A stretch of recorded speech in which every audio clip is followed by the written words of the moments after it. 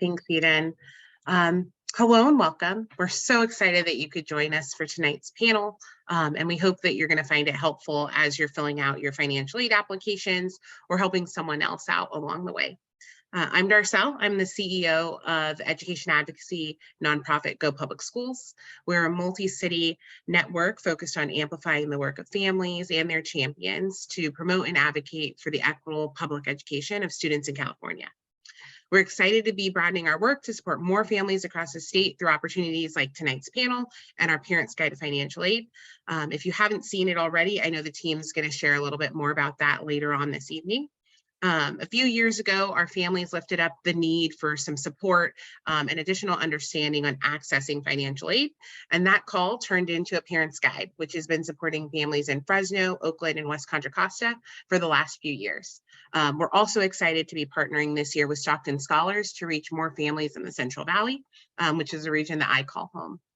College access and affordability are really important to us, and we want to do our part to support it through advocacy and information sharing. I invite you to sign up for our mailing list and to follow us on social media for access to other resources in addition to the information you're going to have access to tonight and other opportunities throughout the year. As part of this series, in addition to the financial aid application resources that you'll engage with, we'll also share resources on making sense of award letters and the evolving world of student loans. We also have additional webinars, including one hosted next week by our West Contra Costa team. Before we kick off, I want to pause to share a little bit of gratitude. First, thank you to our panelists for joining us tonight. We're so grateful that you are spending part of your evening with us. And I want to thank the Go Fresno team for all the work that went into hosting tonight and making all of this possible. A special thank you also goes out to Sarah Sandu, who's the author of A Parent's Guide to Financial Aid. And we'd also like to thank Linguistica, who's providing interpretation for us tonight. As a reminder, if you haven't done so already, please select your language preference, Spanish or English now, so that you don't miss anything shared this evening. I'm excited that you've joined us, and I hope that this will be a helpful stop on your financial aid journey. Eden, I'll turn it back over to you. Thanks, Darcel. Now I'd like to welcome our panelists. Want to thank them so much for joining us and sharing their knowledge. Like I said, my name is Eden Morrison, and I'm the Director of Policy at Go in Fresno. I will be facilitating today's session, but first I would like to give our panelists a chance to introduce themselves pretty quickly. We'll start with Jesus Galvez from ELI. Good evening, everybody. My name is Jesus Galvez from the Education and Leadership Foundation. I'm the Director of Education Services, and I'm very happy to be here and be of any assistance that I can. Thank you. And then Denise, if you wanted to go next. Good evening, everyone. Thank you for inviting me here this evening. My name is Denise Godoy. I'm an immigration law attorney that practices here in Los Angeles, but I do serve all of the state of California. Thank you. Thank you. And finally, we have Nancy Witrato from Fresno Unified. Yeah, hi, good evening, everyone. I'm Nancy Witrato. I am the Director of College Readiness with Fresno Unified School District. Thank you for having me. All right, so now that we've introduced our panelists, I will stop sharing my screen and allow everyone to see them, and we'll ask questions. I'll start with the first one, and I think I will start with Nancy this time. And the first question is just a basic, when we hear the term financial aid, what are we referring to? So what does that mean? And maybe what are the different types of financial aid? Yeah, so financial aid, when I think of the term financial aid, I'm thinking about students that are going to be applying for the federal FAFSA aid or California Dream Act, which offers aid in California for our Dreamer students. Right now we have seniors that are working diligently on getting those federal applications in, along with our California Dream Act applications and scholarships. We have all kinds of different scholarship opportunities for students. There's also loan opportunities for families. And so all of that would be encompassed in the idea of financial aid. Great, thank you so much. Jesus, did you have anything that you wanted to add about the different types of financial aid or how to apply for financial aid? Oh, you're muted. I forget. I always forget. No, just everything that Nancy has shared. Just it's important for people to understand that there's different types of avenues to get money. Right? We have federal assistance. We then have state assistance here in California that opens it up to students, even if they're not documented. There's loans, and then there's different types of loans. Right? There's federal loans and then state loans.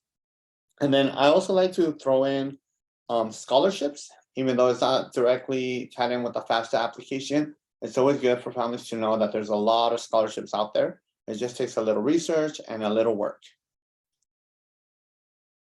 Thank you. Denise, did you have anything to add to that? The only thing I would add to that is the type of financial aid that we're speaking about this evening for immigration purposes is not considered a public benefit. Okay, thank you. And sort of to that point, I think we're going to talk tonight specifically about the California DREAM Act application.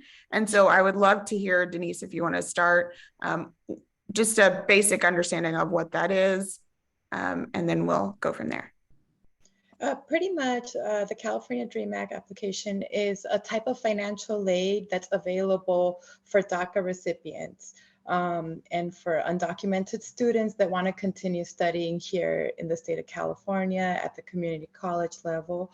And again, this type of financial aid, even though it's called financial aid, the federal government does not consider it as financial assistance as they would to other programs. Therefore, it doesn't affect any future immigration process or the renewal of their DACA. Nancy, did you have anything to add to that? No, I think we covered it all pretty good. I was just thinking, one thing that Jesus had mentioned about the different types of loans. There's also private loans that oftentimes people will take out from like their local banks. That was the only thing I think that wasn't mentioned. Right. And we are talking about the CADA application and FAFSA. And so why do you think that it is important for students to fill out either one of those applications, whichever they're eligible for? Yeah, I can go first. It's extremely important for them to fill out because it's going to be probably the biggest resource for them to be able to go to school. I can speak of personal experience. Growing up, my siblings and I were like, okay, we're gonna go to school, we're gonna go to college, but then it becomes, how do we pay for it? And then as I learned that, there was financial aid available, and now that my kids are applying for FAFSA and things like that, it really lessens the burden on the families. Depending on how much a family qualifies for, it can cover a large bulk of the cost. Certain situations, students even get a little quote unquote extra money in their pocket for living expenses, for anything associated with, their day-to-day when they're going to college. So it's very important, even if you don't think you're going to qualify, it doesn't hurt. I believe it's now becoming mandatory, if I'm not mistaken, to apply and at least see how much financial aid and what type of financial aid you can get. I know a lot of our families who have children who are undocumented, they just assume automatically that they're not going to be able to receive assistance, and that's not the case. That's why we have the DREAM Act application.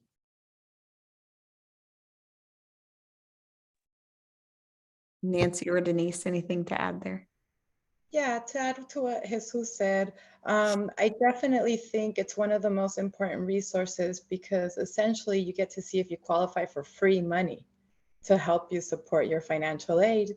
And also some loan programs and some scholarship programs ask you if you've applied for FAFSA as well. So it might be a prerequisite for your eligibility to apply for more free money, which would be in the form of scholarships.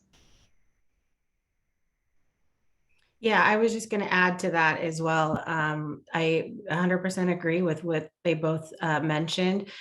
We do have a lot of students, specifically in my district, and really, I'm sure all over California, where them applying really opens up the door for different types of support financially. You know, in California, we have 2 free years of tuition covered for our California community colleges. And so oftentimes students who are planning to go to a local community college are like, well, I'm already going to get my tuition covered for 2 years, so I don't really need to apply for FAFSA or California Dream Act. And, you know, we really encourage students to apply no matter what, because they could still qualify. And even though that money may not be used for tuition, it could be money used for books or living expenses, like Jesus had mentioned earlier.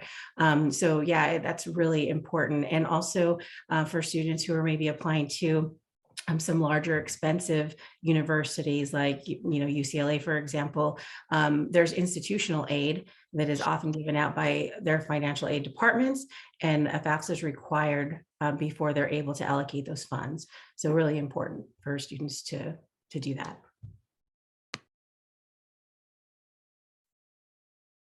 I think specifically because we're talking about the CADA completion this evening, I wanted to ask a question about how that might impact, and Denise sort of hinted at this, how that might impact citizenship or any changes in citizenship, or people that are worried about, you know, putting their information out there if they or their student are undocumented. And so I would love to have a conversation about that for a minute. And I guess I'll let Denise start this one. Yeah, so in regards to that matter, as I was explaining earlier, since the federal government does not consider this as federal aid, as they would like food stamps or cash assistance, this wouldn't hinder them or wouldn't affect them in any way in getting their green cards, renewing their DACA status, or becoming citizens. They're still allowed to check no on the box where they ask them, have you ever received public assistance, even if they receive FAFSA?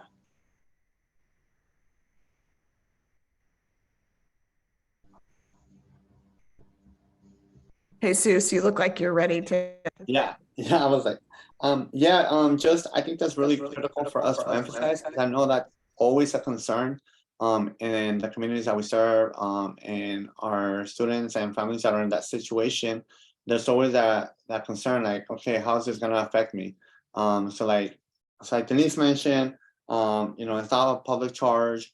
I know that CSAC and the California Department of Education, you know, they put out a statement, you know, to really put people at ease, letting them know that this was not going to affect, you know, their citizenship, you know, status, process, etc.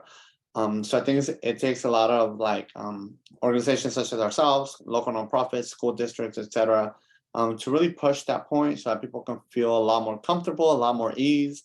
And then the application, they don't ask any immigration related questions. Great, thanks for sharing. Nancy, did you have a last word there? Yeah, I think, you know, we've had families that were specifically undocumented families that were concerned about that personal information being shared, you know, if they didn't have a social security number, or if they're not applying for FAFSA and they're applying for CADA, just whether or not that information is being shared with someone else. And so we always try to, you know, put them at ease with the fact that their undocumented status is not shared or taken into consideration for anything else other than whether or not they qualify for the assistance. Sure. And to that point, sort of often these applications can be long and drawn out and require a lot of information, even if they're not asking about citizenship status. And so I think, Nancy, maybe in your experience, where do students and parents struggle the most when it comes to completing either one of these applications? Yeah, for our students specifically, it's documents to be able to prove how much money they're actually bringing home.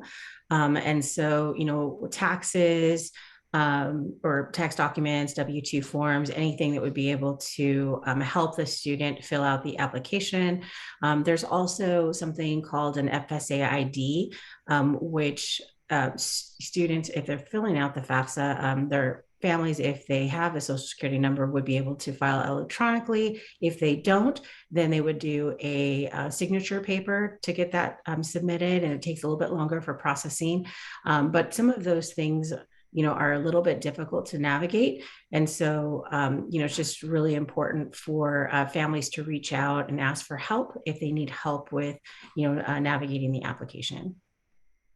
But making sure that they get their paperwork in order so that they're not, last minute trying to find it close to the deadline. It's one of the biggest things we try to make sure that families are aware of. Yeah, and I think maybe Jesus would have something to say about help and how they might get help filling out those forms and such.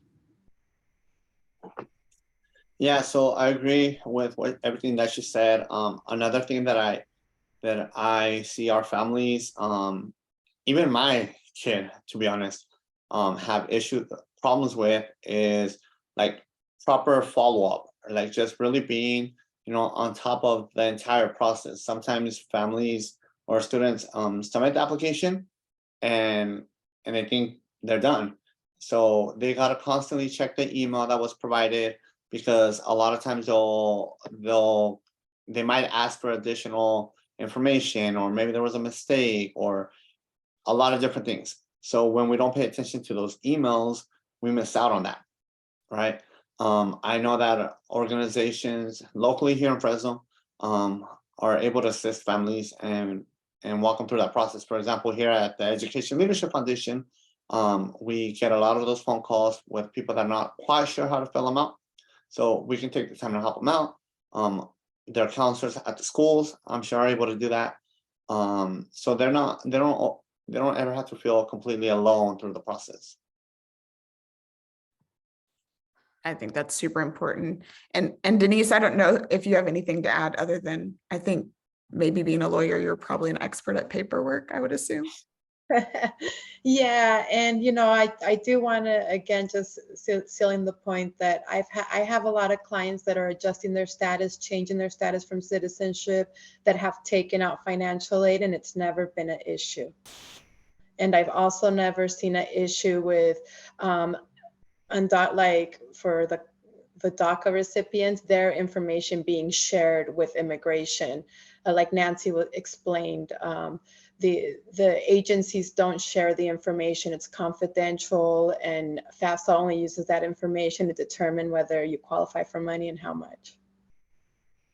And is there any other advice that you would give to students or families who are maybe feeling a little nervous about the process of filling out the financial aid information?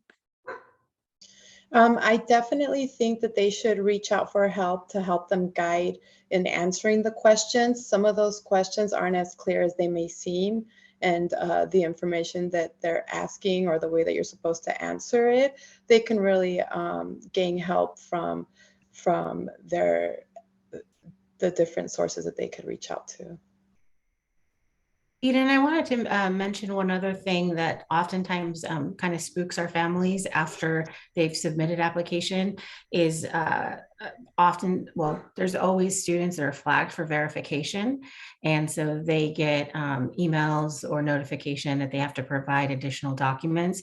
And sometimes, that makes families or students feel like they did something wrong, or that, it's going to affect their aid in some negative way, or they're being targeted. And that's just not the case. It's really there's always verifications, and they are they're done. What's the word I was going to use? Not fairly, but they're just random. They're random verification flags. And so just for families to keep that in mind through the process at once they apply. Jesus, did you have any other advice that you would add for families who are maybe feeling a little bit of pressure about these applications? Aside from what they already said, I think something very key is to just try to fill it out as early as possible, because there's always going to be little hiccups, whether it be like obtaining some documentation that they're asking. Sometimes, it's something as simple as like connectivity issues, which if you're doing it like last minute, that may be a big problem. Trying to get different answers for different questions that you're unsure of. So I always tell people to do it as early as possible. I believe normally the application period begins October 1st for the following year, and then the deadline is March 2nd. So there's plenty of time to do it so that they can fix any mistake that they might have, or just get any clarity that they may need. One more thing, Eden, since we're talking and I'm thinking, one other thing that comes up usually every year is oftentimes people want to wait until they've already filed taxes for the current year to try and get that information in, and they don't have to do that. And in fact, we don't want them to do that. We want them to use the previous year's taxes. And so they're not having to wait until, countdown, right end of February, let me just get this done so that I can make that March 1st deadline. And so that's just an important fact to mention to our families. Yeah, that was my next question. So you were on the right track. So we want to talk a little bit about what things are covered under FAFSA or CADA funds and what things might not be covered. So Nancy, since you're unmuted, I'll go ahead and let you go first. I'm sorry, you said things that were covered? Yeah, so what expenses would be that can you use those funds for if you qualify? And are there things that you can't use them for? Yeah, that's a good question. Typically what happens is once a student fills out the application, then they put down the school that they plan to attend. And so depending on where they're applying, whether it's a UC or a CSU or a community college, there's tuition, or private, there's tuition differences for all of those. And so, depending on what they qualify for, there is money allocated if they are awarded to the institution. And so typically that money gets awarded to the institution, and then the institution, pays for the tuition fees. Whatever is left is typically given in a check form to the student. You can either pick it up at the financial aid office, or it's mailed home. It's been a while since I've been doing that in practice with students all the way through the process. So there may have been some things that have changed. Jesus, please jump in if it has. But typically that's what the awards are used for.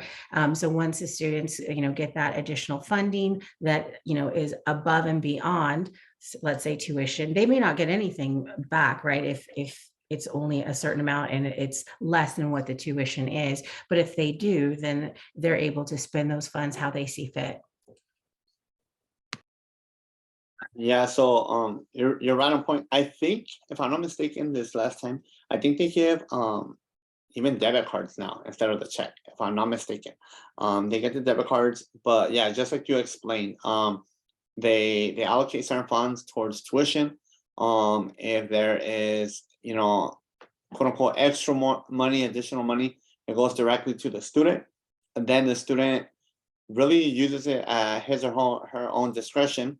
So something that I always try to teach and emphasize is just being very careful and smart with your money. So anything around financial literacy, we try to teach a little bit, because it's very easy for an 18-year-old kid, right, to get $1,000, $2,000 and spend it on on a PS5, on things like that. So it's important for them to know that money, they're going to need it throughout the semester. They're going to need it for food. They're going to need it for travel, for books, supplies, etc. So just really getting them to understand that Just because it's in their hands, in their pocket, doesn't mean that they need to spend it right away on other things. Great, thank you both. So I have just two related questions for the pre-done questions, and then we'll start taking questions from folks in the audience. But the first one is sort of what age and when do we start thinking about filling out these forms? And I'll let you go, Jesus. I'll let you start. So I know that, towards with my kids, right? Once they start entering high school, we start talking about really kind of focusing in on schools that we probably want to go into. We start looking at different costs depending on, like, is it a community college, a community, a state school, a vocational school. And then as they become juniors, that's when we really start looking at, like, okay, like, this is going to be the process. If my memory serves me correctly, they didn't actually apply for the financial aid until the senior year before they're going to go off to college. So I'm not sure if they can apply before, to be honest. I don't know the answer. I think they have to apply the year before the next academic school year. Yeah, I'll add to that. Typically, like, as you said, mentioned earlier, October 1st is when the application opens, and it's going to be for senior students who are planning to attend college in the fall. If we have students that are wanting to go to summer school prior to fall session, they can and should apply for financial aid, but they'll use the prior year's application. So the student, in other words, if the student is a senior this year and they're applying for financial aid or California Dream Act, that money, if they're awarded, would be used for fall. They wouldn't be able to use that award for summer. If they wanted to take courses in the summer, they would have to fill out two applications. The one for the year that they're planning on being on a college campus, and then the year prior. So that's important to note. And then the last question is, I'm sorry, Denise, did you have anything to add there? No, just that if you're planning to take a year off, then it wouldn't be your senior year. It would be the year following the year that you want to start. Sure. And then, so my last question is, we've talked about high school and sort of the process. Do you have any tips for parents who may have younger students to sort of prepare in advance of them being juniors or seniors? And Denise, I don't know if you want to go first and take this one. I guess it would just be start looking at what documents you're going to need to start being able to prepare for that, so that the year that you're finally ready to apply, you're not scrambling to try to get identification documents or try to get taxes or any information that they may need that might take you a long time to request or things like that. That's what I would be looking for. Nancy? For younger students, I really encourage families to encourage their children to explore career opportunities or options, major options, really starting to dig a little deeper into what the student wants to do after they graduate from high school. That's really important so that they aren't taking classes that they're not going to need later down the line, because if you take a bunch of unnecessary classes in college, that could have a negative effect on financial aid. The other thing, because I think there's a certain amount that you can have, I think it's 6 years worth or 6 semesters, 6 years worth. So 12 semesters, I think, is where they stop. Or a certain amount of units. And so, it's, in other words, they're really trying to prevent students from just taking all kinds of fun classes and using financial aid for that. It's not actually geared towards a degree attainment. And then the other thing is really starting to look at scholarships. There are some scholarships that are open to students that aren't seniors. And so, they can start looking through those types of things. One, for example, is the California Scholarship Federation. Those are scholarships available to students. They can start being part of that process in, I believe, the second semester of 9th grade. So just really starting research and looking through those. If we have students that are undocumented looking for scholarships online that aren't requiring or asking for a social security number, those are all things that we try to tell our students early on, depending on their situation. And Jesus, I'll give you the last word on this one, and we'll start taking questions from the audience. Yeah, a few things. I always talk about financial literacy, and I know that's easier said than done for a lot of our families. I know it's hard to save. I know it's hard to grasp those concepts because of their situation. So I totally understand that. But if we can seek out resources, because like our schools have those resources, a lot of our local nonprofits have those resources, it starts instilling that mentality in our students to learn how to save, even if they're not able to save in that moment. Like I mentioned earlier, when they get that bulk check from a financial aid, they'll be able to make better decisions. I really want to touch on the scholarships as well. I find that there's a lot of scholarships out there, that there's more scholarships than applicants for. A lot of times they're small scholarships for $100, $200, $500. And because the amounts are small, a lot of people don't apply for them. But what we need to tell our children is, those add up. If you're able to get, two $500 scholarships, three $250 scholarships, four, etc., you all of a sudden find yourself with, $1,000, $2,000 that you don't have to pay back. So it's important for them to understand that, it just takes a little bit of work, and getting $100 here, $100 there is going to make a big difference. Great. Thank you all for answering my questions. And then I'm sure our audience has some. I have a few here, so we'll get started. The first question is asking about taxes. So if I filled out the FAFSA or the CADA application with my 2021 taxes, but then all of a sudden maybe had a really good year in 2022. And once that information comes out, I've made more money. What happens in that case? Does that create problems? I'll let whoever wants to answer that go first. If I'm not mistaken, and you guys can correct me if I'm wrong, so you use the tax returns from the prior year. So long as you're entering the accurate information, it's valid. Now for the next year, if you happen to make more money, when it comes around to applying again, you're then going to use those. And then depending on the amount, that may change how much you qualify for.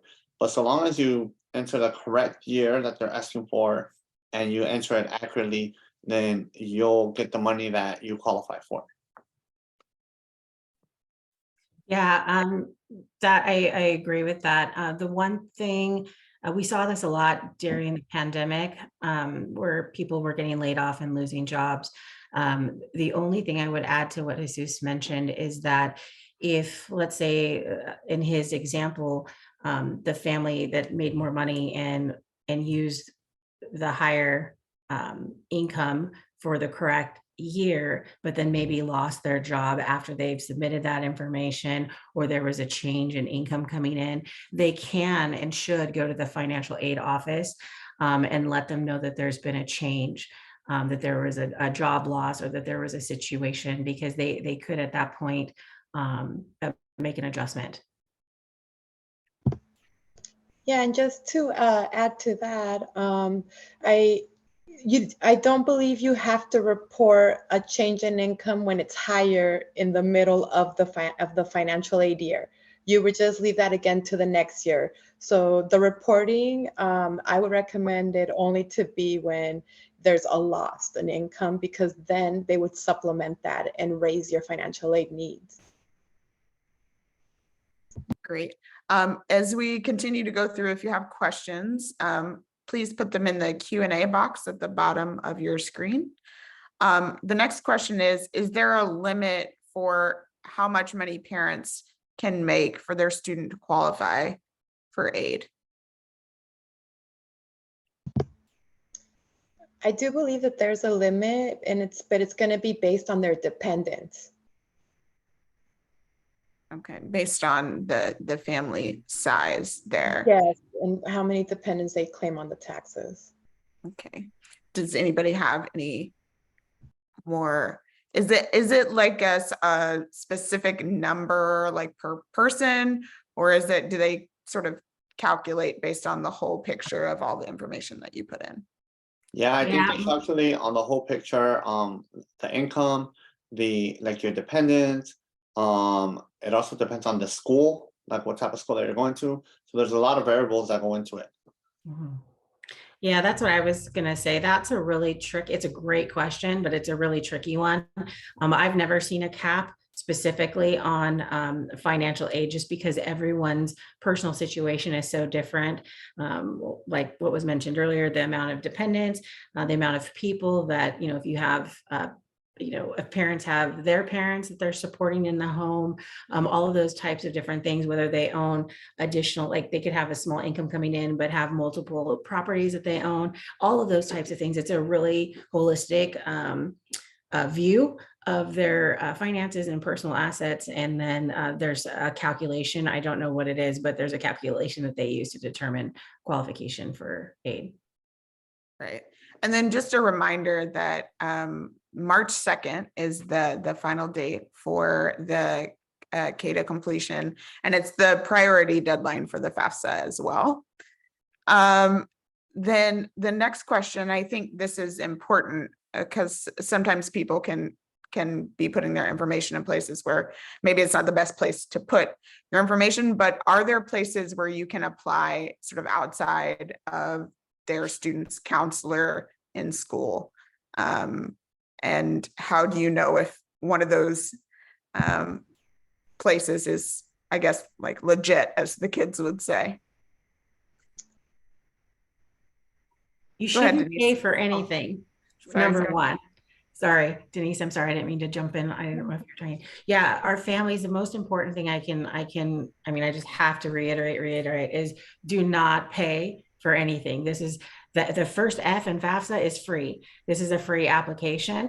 And so no one, if you see something that says pay us $100 and we'll, you don't have to do that. There's so much support at the school site. If for some reason you can't get support at your school site, there are community organizations that, like Jesus works for, that are, open to help. If you can't find one, call your local community college, your local CSU, your local UC, and find out when they're having financial aid workshops. They're not going to ask you, they may ask you where your child is planning on going to school, but it doesn't matter. Those are open to the community. Just about all of them are open to the community. And so there's a lot of resources, in our community. I know, of course, I'm specifically talking about Fresno, but, there's no reason for them to have to pay for any support regarding FAFSA or CADA applications.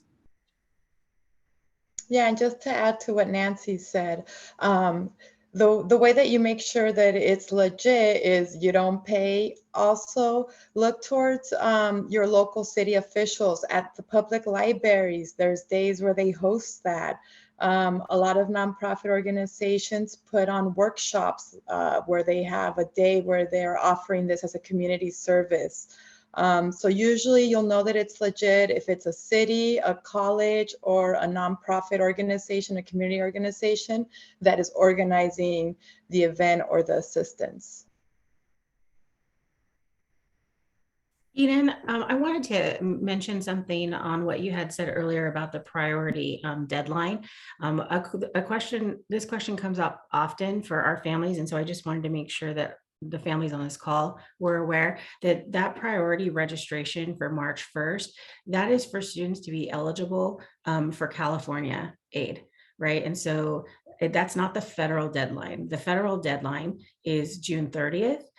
But the reason it's a priority deadline for our state is, so that students are eligible for two pots of money, the federal money and the California money.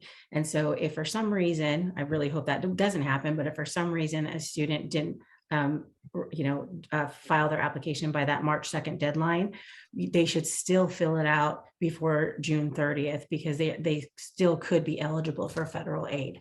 So I just wanted to make sure to put that out. And of course, with CATA, March 2nd is the deadline, because that's our California internal deadline. Yeah, and just to add to that, what about folks who are pretty convinced that they make too much money, or say they both parents have good jobs and they own a house? What should they do then? Should they skip it or still apply?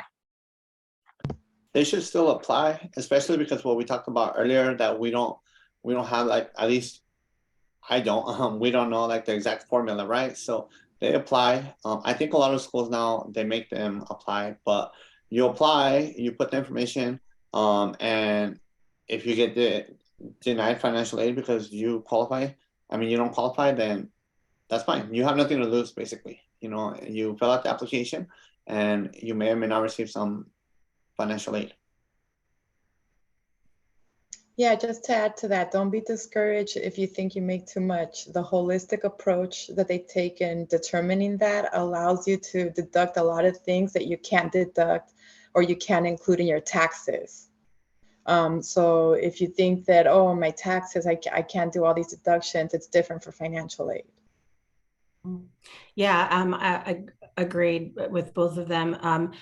I just always tell families it doesn't matter, whether they actually get the aid or not. If they want to be eligible for anything else, that institutional aid could be huge. If you have a student who has a really strong GPA, it could be, I'm just going to use one of the UCs as an example, but UC Merced, for example, I've seen students get Regent scholarship. It's like a full ride scholarship.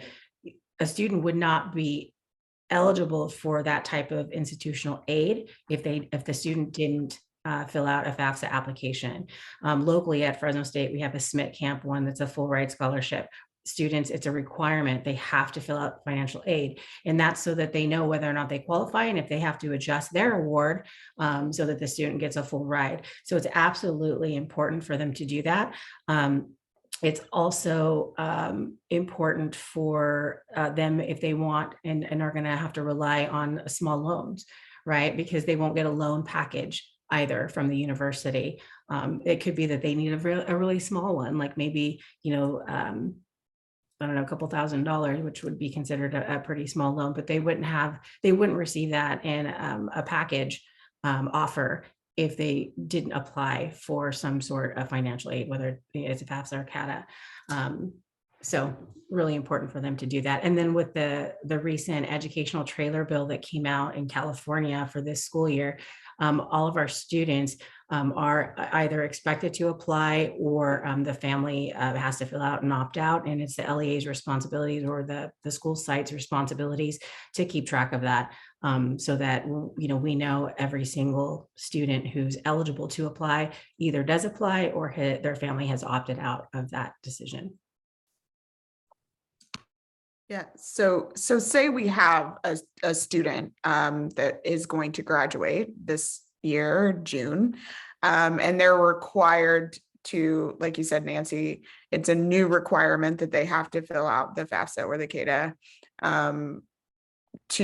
as a graduation. Well, it's not a graduation requirement, but they're supposed to fill it out. And so could we maybe talk a little bit about like the difference in costs between like a 2-year and a 4-year program, maybe like a CSU or UC and a private college? Like, how far can we expect this money to go?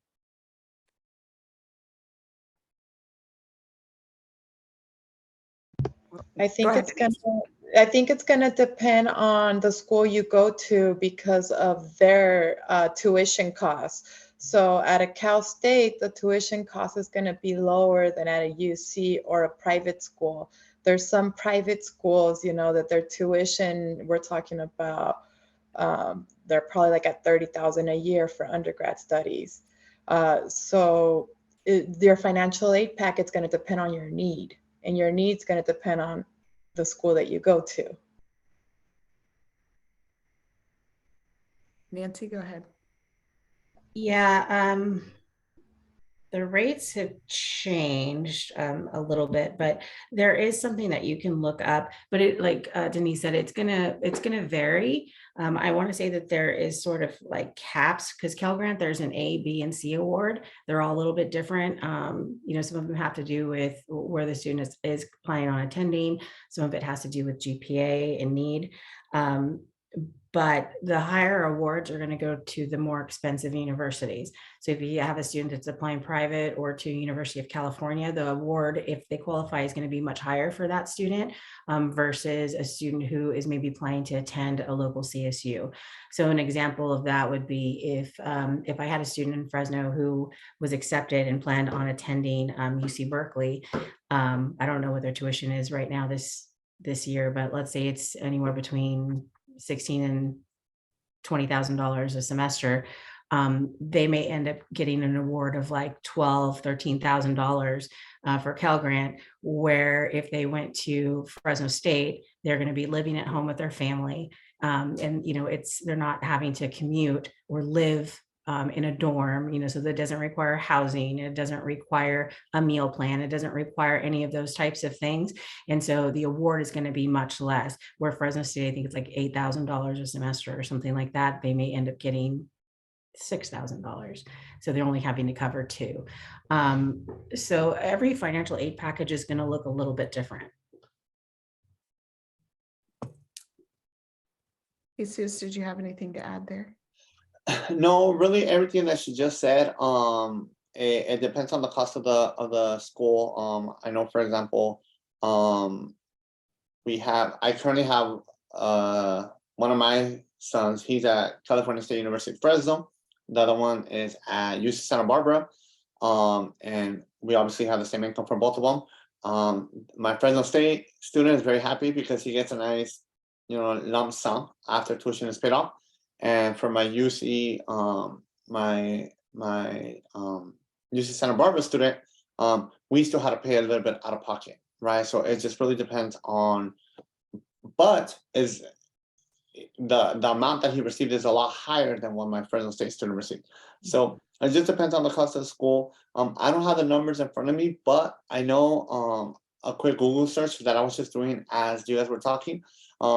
There's a lot of pages that pop up that give you a breakdown of like comparing a community college to a California State University to a University of California school. And that gives people a really good idea of what to expect. Jesus brought up a good point too. Actually, you're a perfect example. He has two children that are both in college at the same time. That's also taken into consideration when families are applying for financial aid. We were talking earlier about the number of dependents and all those types of things that they look at when determining aid. Whether or not you have two children or three children in college at the same time also makes a huge difference in how much you get. Great, thanks.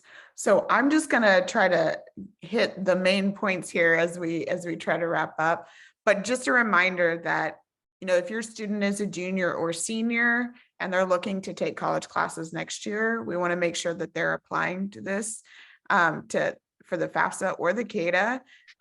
So just a reminder that the CADA application is for students and families that are undocumented. And then we want to make sure that we're applying by that March 2nd deadline. I'll share a little bit more about this later, but we are doing another financial aid panel if you'd like to join us for that. And it will be about different ways on affording the cost of college for your students.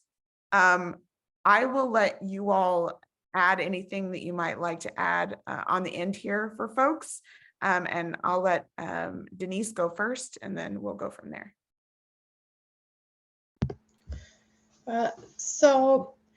We just really want to encourage everyone to apply, to not have any fear.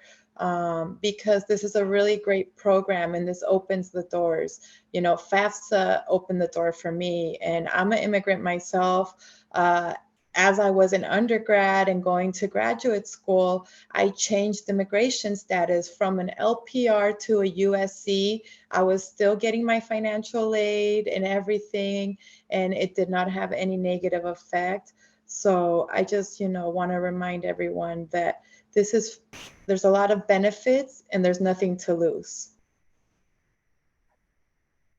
Nancy, do you have anything you would like to add? Final words? Yeah, just that I agree wholeheartedly to, fill out that application, even if you don't think you're going to get anything. It's important. It's an important part of navigating the educational post-secondary system. And so the other thing is, if you are a family that uses the FSAID to electronically submit records, or any if you create accounts to for your child to start the process. Make sure, if you have other children, make sure that you save those passwords and usernames and all of that stuff somewhere. Keep it safe, because you'll need it again for any other students that you have. So it's a real pain to have to try and, I forgot my password, or I don't remember what email I used. And, we see that often. So, and right now, January, it's a perfect time to make sure that there's ample time to get that application in. So, make sure that you get copies of those tax documents and W-2s from last year.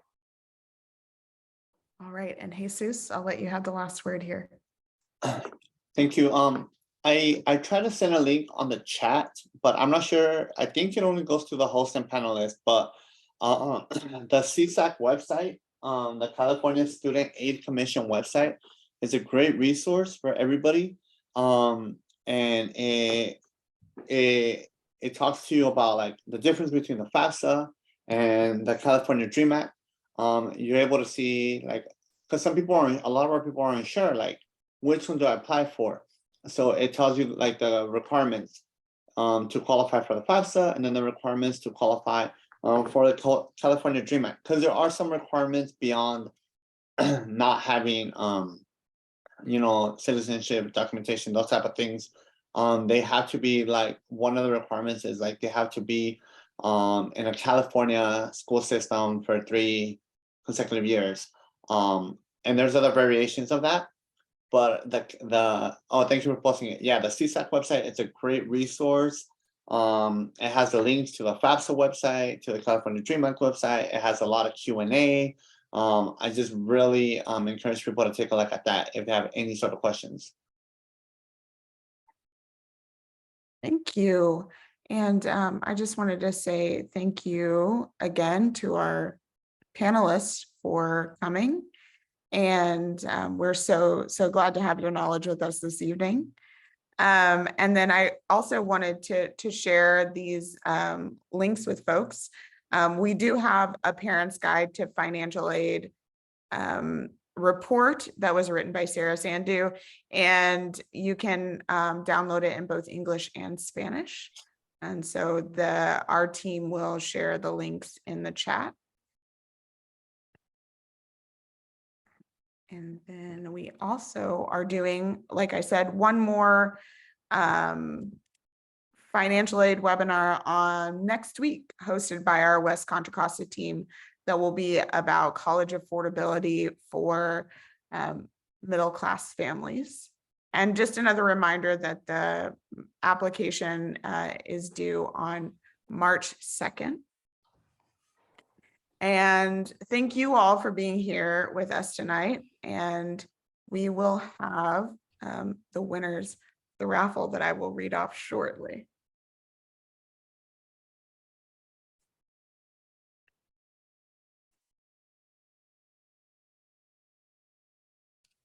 I think our team got the links in the chat. And thanks you all. And thanks everybody for joining us. Do we have the raffle winners?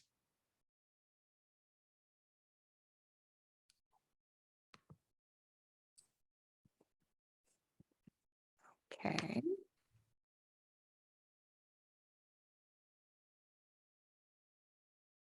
looks like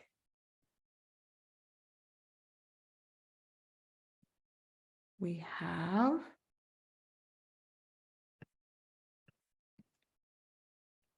we do not have them. Okay. Oh, great. We do. It looks like Eileen is a winner, and we should have one more. Yes, Esmeralda Salcedo. So we will be in touch with you two about with your gift cards. And thank you everyone for being here this evening. And I think that is all for us. Again, thank you to our panelists, and thanks for everyone for joining us. Have a good evening.